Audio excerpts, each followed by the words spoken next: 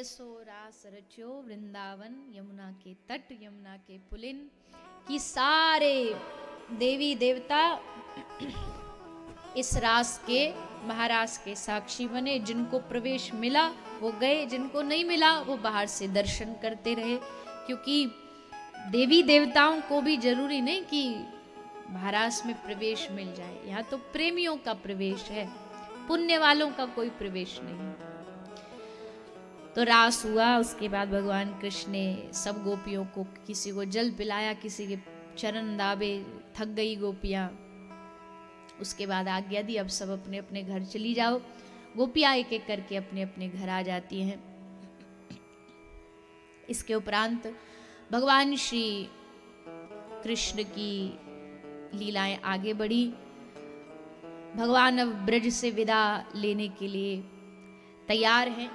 ब्रजधाम से उनकी विदाई होती है। श्री अक्रूर जी कृष्ण को लेने ब्रज आते हैं। महाराज कंस ने बहुत प्रयास किए हैं मारने के कृष्ण को, लेकिन जब कोई भी प्रयास सफल नहीं हुआ तब अंत में जाकर के सोचा कि कृष्ण को यहां बुला लाऊं। अक्रूर जी को भेजा गया। अक्रूर जी कृष्ण को ले जाने आए। बड़ा कारुण्य प्रसंग है कि इन ब्रजवासियों को कृष्ण से दूर होना पड़ा।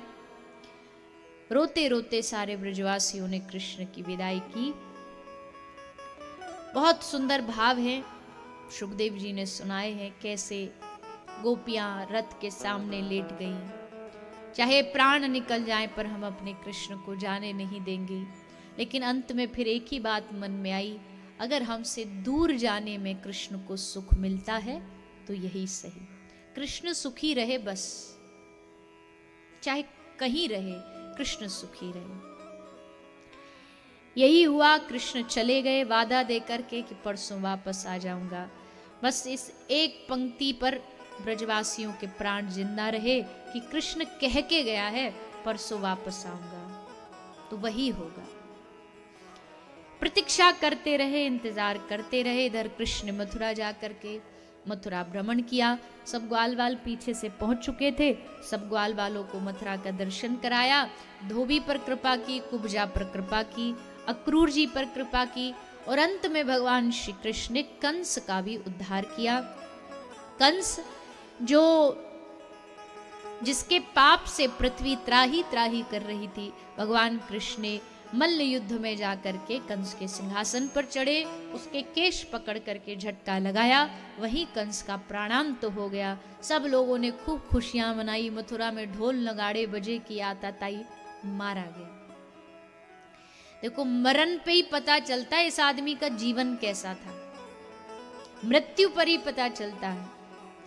लोगों की आंख में आंसू, आहा क्या जीवन था।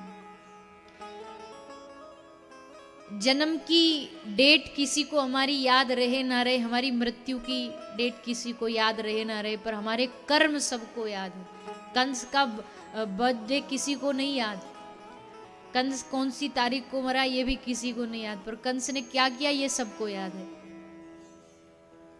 तो मानव को जीवन ऐसा ही जीना चाहिए जिससे उसको मृत्यु के बाद भी याद किस रूप में रखा जाए। मैंने कई एक बहुत अच्छी पंक्ति पढ़ी थी, आदमी का जीवन ना नमक जैसा होना चाहिए।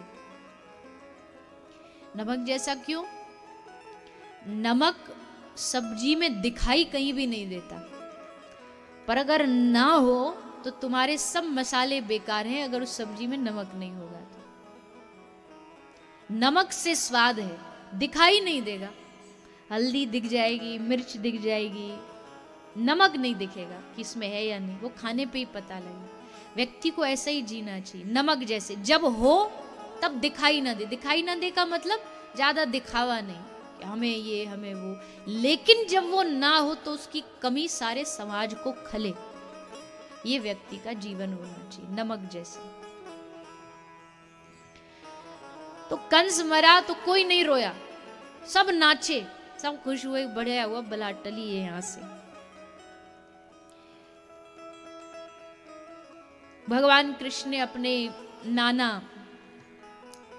उग्रसेन को मथुरा का राजा बनाया, वसुदेव देवकी को कारागार से मुक्त कराया। फिर भगवान ने सोचा कि अब धीरे धीरे बड़े हो रहे हैं, अब बड़े हो रहे हैं तो शादी के रिश्ते आएंगे। शादी के रिश्ते आएंगे तो लड़की वाले पूछेंगे कि भैया लड़के ने क्या किया हुआ है, कौन सी डिग्री है लड़के के पास।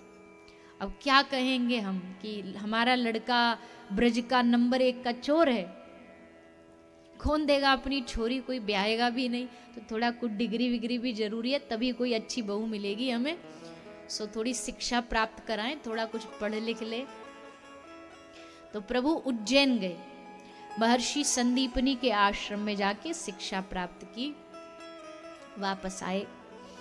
और जब श्री कृष्ण वापस आए तो माता देवकी को लगा बेटा आया है पढ़ करके, आज इसको कुछ अच्छा सा बना के खिलाती हूँ। तो मैया देवकी ने बड़ा सुंदर भोजन अपने हाथों से बनाया, थाली सजाई, कृष्ण के लिए लगा दी। श्री कृष्ण आए और जैसे श्री कृष्ण थाली को देखते हैं, उठ करके थाली वहीं छोड़ करके रोते रोते भागते हुए छत पर चले गए। मैया देवकी को लगा इसको क्या हुआ, अरे हमने इतने प्यार से भोजन बनाया और ये छोड़ के चला गया, और आंख में आंसू, क्या हुआ, कैसे पूछूं कृष्ण से, क्या पता इतने दिन मुझसे दूर रहा, मां मानता है या नहीं मानता। तभी वहां आगमन हो गया उद्धव जी का। उद्धव भगवान के मित्र हैं। मैया को लगा ये पूछ करके आ सकता, कहा उद्धव जरा पूछ तो काय को, ये कृष्ण मैं माँ हूं ना, मैं जानती हूँ, ये बाहर से तो दिखता है कि खुश है, पर मुझे पता है कोई कष्ट इसे भीतर भीतर परेशान कर रहा है, बोले तो सही, कहे तो सही। उद्धव गए तो जाकर के देखा छत पे कृष्ण बैठे हैं, नजरें हैं वृंदावन की ओर। उद्धव ने पूछा प्रभु ये क्या किया आपने, मैया ने भोजन बनाया और आप उठ के आ गए, थाली छोड़ करके आ गए, आपने खाया नहीं, अपमान किया आपने। नहीं उद्धव, मैं अपनी मैया के माता के बनाए गए भोजन का कैसे अपमान कर सकता हूं, फिर क्यों उठ के आ गया। ए उद्धव, माता ने भोजन तो बहुत अच्छा बनाया, पर उस भोजन की थाली की एक कटोरी में माखन रखा था, और हे उद्धव, माखन देखते ही मुझे ब्रज की, अपनी मैया की, गोपियों की याद आ गई। मैं वहां माता के सामने कहता कि मुझे यशोदा मैया की याद आ रही है, तो शायद माता को दुख लगता कि मेरा बेटा और मुझसे प्रेम नहीं करता। इसलिए हे उद्धव जी, मैं भाग करके अपने आंसुओं को यहां छुपाने आ गई। ब्रज की याद आ गई, अरे यहां मथुरा में कोई कमी है आपको, कितने सारे द्वारपाल आपके आगे पीछे घूमते, हाथ जोड़ के खड़े रहते, सेवा दो, कुछ सेवा बताओ, क्या कमी है आपको मथुरा में। कृष्ण ने कहा उद्धव, मथुरा में हाथ जोड़ने वालों की कमी नहीं है, हाथ जोड़ने वाले यहां बहुत हैं, मेरी एक आज्ञा पर यहां लाइन लगा के लोग खड़े हैं, लेकिन उद्धव यहां कोई गले लगाने वाला नहीं है, यहां कोई प्यार से कन्हैया कहने वाला नहीं है। कितने मानो हजारों वर्ष हो गए हों, ये कन्हैया शब्द कान में सुनाई नहीं दिया। यहाँ राजा अधिराज, महाराज, राजकुमार कहने वाले लोग हैं। पर प्रभु ये तो बात ठीक नहीं ना कि आप इतने ज्ञानी हो के बताओ मोह में फंसे हुए हो, ब्रजवासियों का मोह, ये मोह शोभा देता आपको, मोह माया से परे होना चाहिए, आप भूल जाओ उन ब्रजवासियों को। तब कृष्ण ने कहा उद्धव मोहे ब्रज बिसरत नाही। क्या कह रहा है उद्धव, तू ब्रजवासियों को भूल जाओ, तू जानता है उनके प्रेम को, देखा है कभी तूने दुनिया में ऐसा प्रेम। मैं अपने आप को भूल सकता हूं, मैं अपनी पहचान भूल सकता हूं उद्धव, मैं सांस लेना भी भूल सकता हूं, पर मैं ब्रज के प्रेम को नहीं भूल सकता। मैं कर्जदार हूं उन ब्रजवासियों का, उनका कर्ज मैं लाख कोशिश भी करूं तो चुका नहीं सकती। उद्धव, जिम्मेदारियों ने ऐसा जकड़ा है कि मैं चाह करके भी अपने ब्रज लौट नहीं पा रहा। उद्धव, क्या मेरा तू एक काम करेगा, तू मेरा संदेश ब्रज तक लेकर जाएगा? मैं ब्रज, अरे प्रभु, कहाँ मुझे उस वृंदावन में भेज रहे हो? वो क्या समझेंगे मेरी भाषा? मैं संस्कृत का विद्यार्थी, मैं वेदों का ज्ञाता, वो ब्रज के लोग, वो अनपढ़ लोग मेरी भाषा कैसे समझेंगे? कृष्ण ने कहा, रे बाबरे उद्धव, वेद पढ़ना आसान है, पर किसी की वेदना पढ़ना बहुत कठिन है। तू जिस ज्ञान की बात कर रहा है ना, उस ज्ञान को ये ब्रज की गोपियां ठोकर मारती है।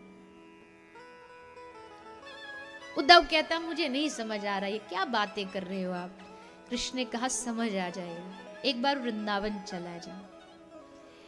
कृष्ण उद्धव को जानबूझ के वृंदावन भेज रहे हैं, क्योंकि अभी तक उद्धव में ज्ञान है पर प्रेम नहीं है। प्रेम के बिना ज्ञान रूखा सूखा है। एक पत्र दिया, पत्र लेकर के उद्धव आ गए। प्रसंग तो बहुत प्यारा है, पर एक बार इसमें प्रवेश हो गया तो फिर निकलना कोई संभव है नहीं। और उत्सव अभी शेष है, ठाकुर जी दूल्हा बने बैठे हैं कि कब मेरी बारात आए, कब मैं दूल्हा बन के जाऊं। तो संक्षेप में प्रणाम बस करते हुए चलेंगे। कल समय रहा और अगर भगवत कृपा से स्मरण आ गया तो कल विस्तार से चर्चा करेंगे। उद्धव आ गए वृंदावन, आए थे बहुत बड़ी ज्ञान की पोटली लेकर के। यशोदा मैया से मिले, नंद बाबा से मिले, गोपियों से मिले। गोपियों को कहा, गोपी कृष्ण ने पत्र भेजा है। जैसे गोपियों ने सुना पत्र भेजा, सब टूट पड़ी उद्धव के ऊपर।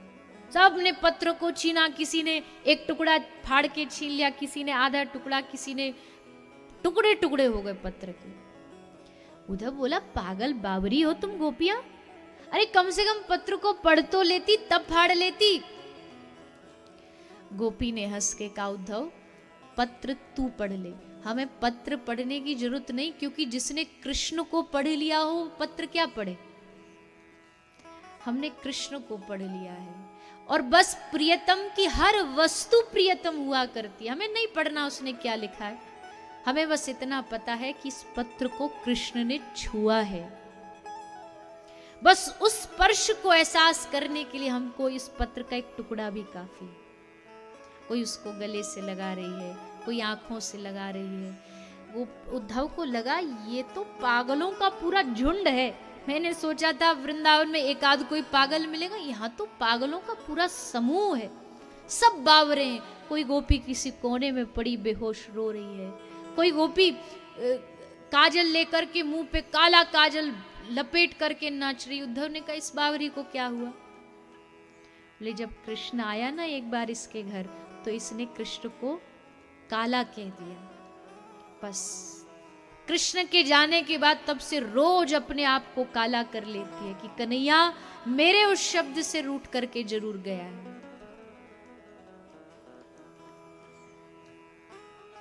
किसी गोपी ने अपने आप को उखल से बांध रखा है, ये क्यों बंधी खड़ी है? बोले, इसने एक बार कन्हैया को बांधा था, तब से ये समझती है कृष्ण मेरे कारण चला गया। सब गोपियों की दशा देख करके, और फिर उन गोपियों की जो स्वामिनी है, अधिष्ठात्री है, श्रीमती राधा रानी, श्री राधा रानी को देख करके तो उद्धव का रोम रोम रो उठा। ये जहां एक जड़ बन करके खड़ी हो जाती है कृष्ण के विरह में, वहीं खड़ी रहती है, दिन भर खड़ी रहती है। एक बार बैठ जाती है तो दिन भर बैठी रहती है। और जब उद्धव नहीं आए ना कई महीने तक, तो कृष्ण ने पूछा मन ही मन उद्धव से कि तू आता क्यों नहीं? उद्धव कहते, मुझे भगवान यहाँ गुरु मिल गया है। भगवान हंसे। उद्धव सरीखे ज्ञानी को जो कह रहा था वृंदावन में पावरे मेरी भाषा क्या समझे, वहां गुरु, कौन गुरु? गोपी गुरु बनाई तूने? नहीं। राधा रानी गुरु बनाई तूने? नहीं। नंद यशोदा गुरु बनाई तूने? नहीं। तो किसको गुरु बनाए? उद्धव कहते हैं, न मैंने नंद बाबा को गुरु बनाया, न यशोदा को बनाया, न मैंने गोपियों ग्वालाओं को बनाया, न मैंने राधा रानी को बनाया, तो राधा रानी के चरणों के नीचे जो रज है, जो माटी है, हे कृष्ण, मैंने उस माटी को अपना गुरु बनाया। मैंने उस रज को गुरु बनाया कि जिन जिन चरणों के नीचे वो रज रहती है, वो रज कितनी